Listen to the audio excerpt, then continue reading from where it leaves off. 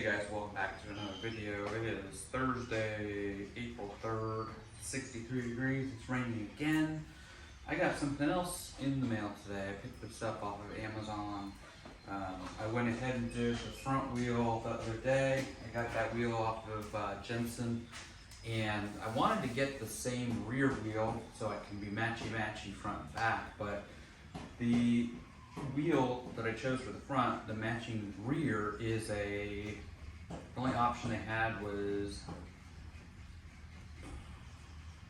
and I think I'm gonna actually take the cues off in favor of the Dior 5100 that I have over there on the Ozark Trail Ridge.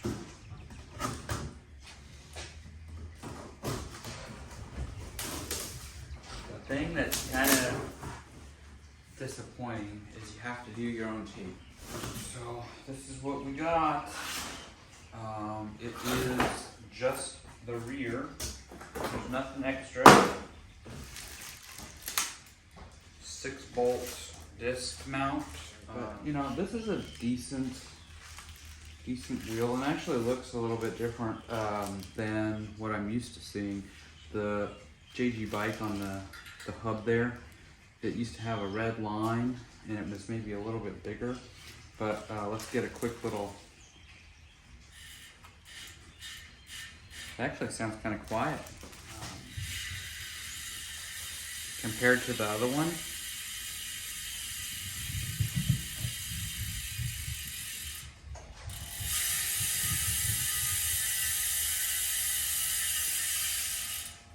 Definitely sounds different. I do need to tape the wheel off and put the valve and put some sealant in, put the new tire on, so it's gonna be a whole process.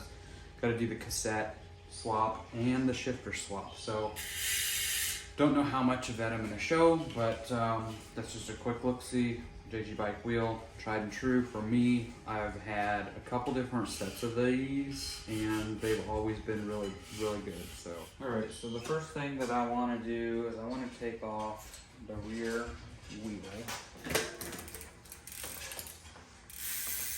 I feel like this is a better quality hub.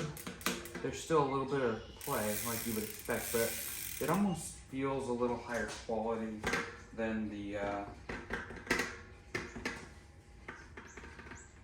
feels a little loose on it too. I don't know.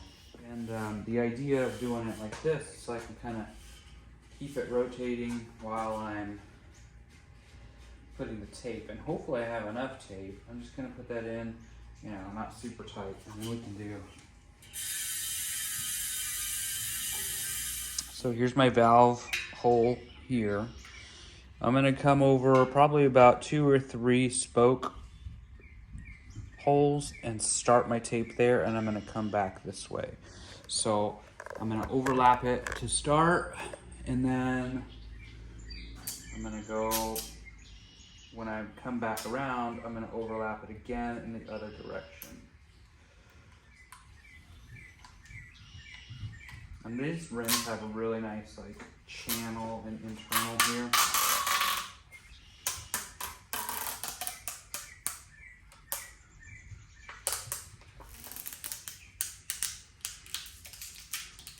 Over the last little bit. So I did two loops around.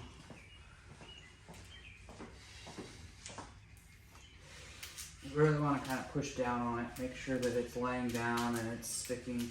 You might have some air bubbles. I almost always have air bubbles in mine. It's not a big deal. All right, guys, so I'm back and I've got the wheel all put together. I got the cassette for the cues on the new wheel. Sounds good, but it sounds a little quieter than what I was expecting. I don't know if there's a lot of grease in that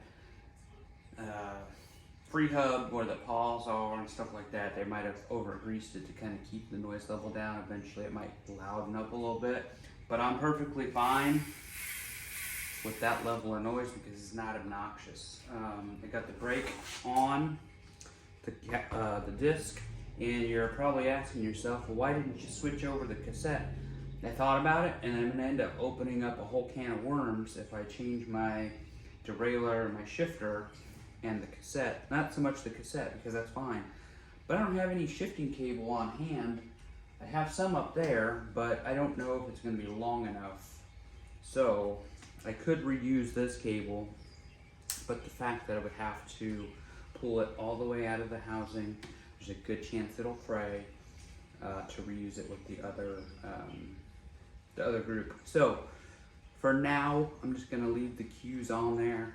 This wheel does feel definitely a lot lighter, all put together, even with the cassette and the rotor and the tire. Feels a lot lighter, so this should help the back end a little bit, lighten it up. So let's throw this on there and see what it looks like.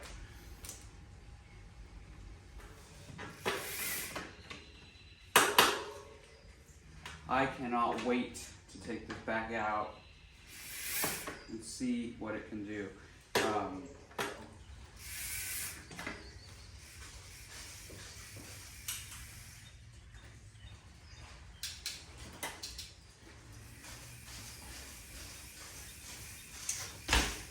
Yeah, the bike feels good. I think that was a good choice. It doesn't sound too stupid. Like, I'm gonna show you real quick here what I'm talking about, because I have the other Ozark, and this is the gravel bike, and I have the same, these are a few years old now, same rims, Jgbike on this bike, and they got that same high engagement hub. And they have always sounded like this, even from brand new.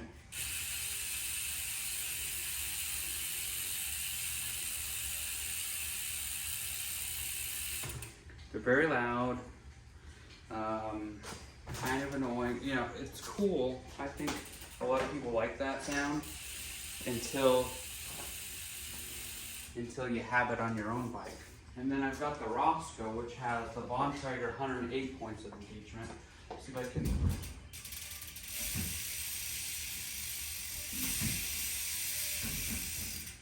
That one is very similar to the Jgbike sound. And then we've got this newer one, which is a lot more mellow.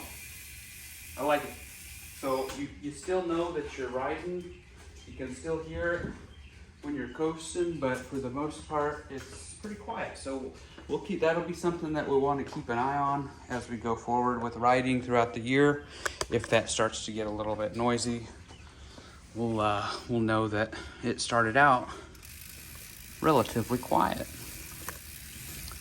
Thanks for watching, and I'll see you on the next one.